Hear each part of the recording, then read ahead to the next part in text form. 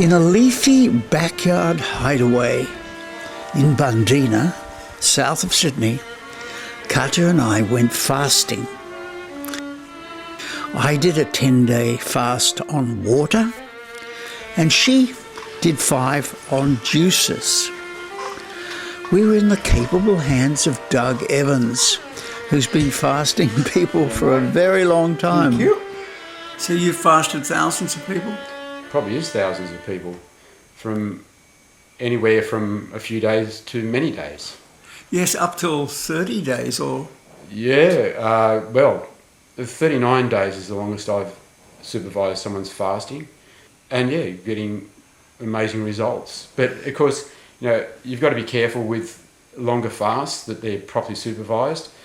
The longer the fast, the potential for benefit is great, but also the potential for harm is greater too. So it becomes a bit more dangerous. So it becomes more important to be properly supervised and properly monitored.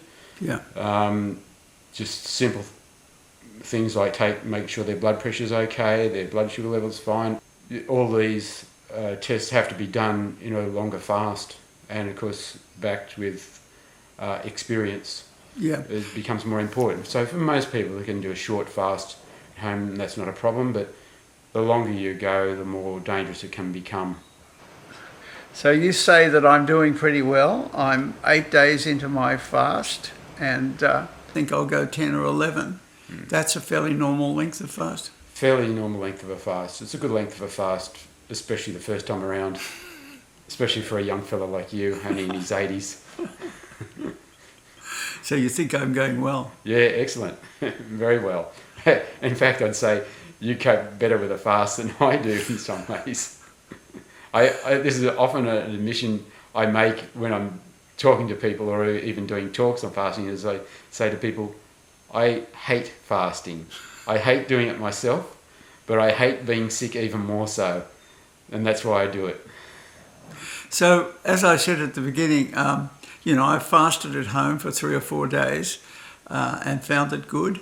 But I've never had a sort of managed fast. And what you seem to be offering was this slow going in, management during, and then slow going out. Can you talk about that? Yes, well, it's very important. It makes the fast much easier if you ease your way into the fast. So yeah, it's not a good idea to just suddenly go from a very conventional diet with a poor lot of habits launching into a fast. It can be very difficult, especially those first few days of a fast can be full of aches and pains and nausea and all sorts of things from your body going through withdrawals. So it's good to ease your way into the fast, and even the day before, couple of days before, being on really light foods, and then even the day before the fast, going on juices is good.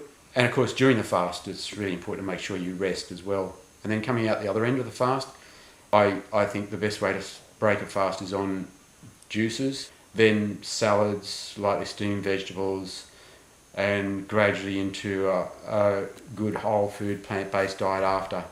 And how long that takes you to get into eating more substantial food is very much dependent on how long the fast is. So if you've just done a short fast of 3 days, you might only need to eat lightly for a day, and that'll be enough. But if you've done a long fast, like 20 days, well then you might require maybe a week or so before you eating anything substantial.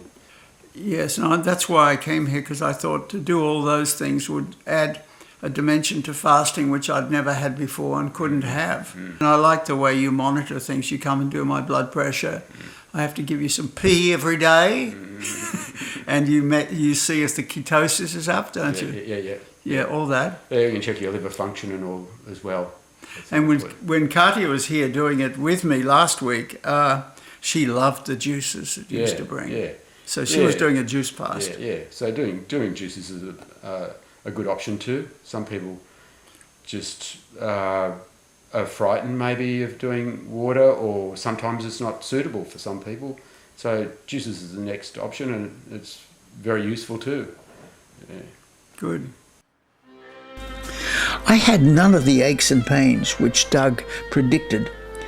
In fact, I felt so good, a sort of euphoria, that I ventured down to the beach.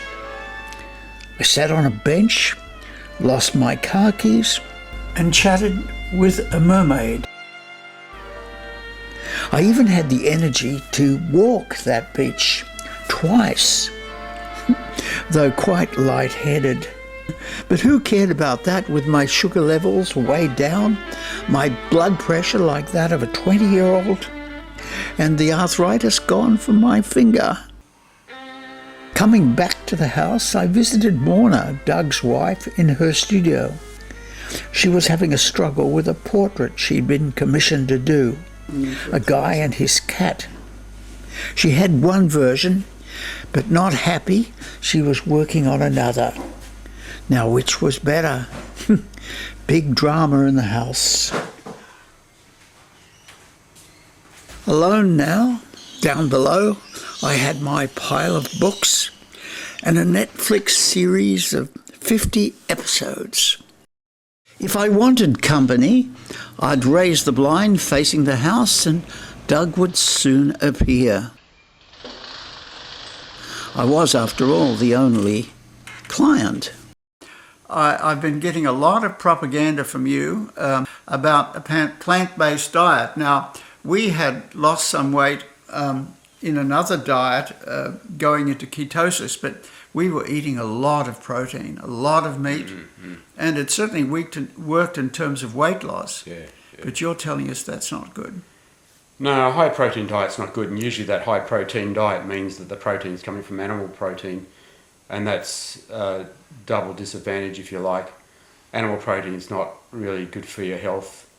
Small amounts are fine. I don't eat animal products at all, but most people do quite well with a small amount of but in the long term, it's not sustainable for your health. Yeah, I confess to you, my dream breakfast was eggs and bacon. Yeah, well, of course, it's not just animal protein there. When you're looking at bacon, it's a processed meat too, so it's very high in salt and preservatives. So you've got a double whammy there, an extra whammy. So, yeah, bacon eggs, definitely bad news.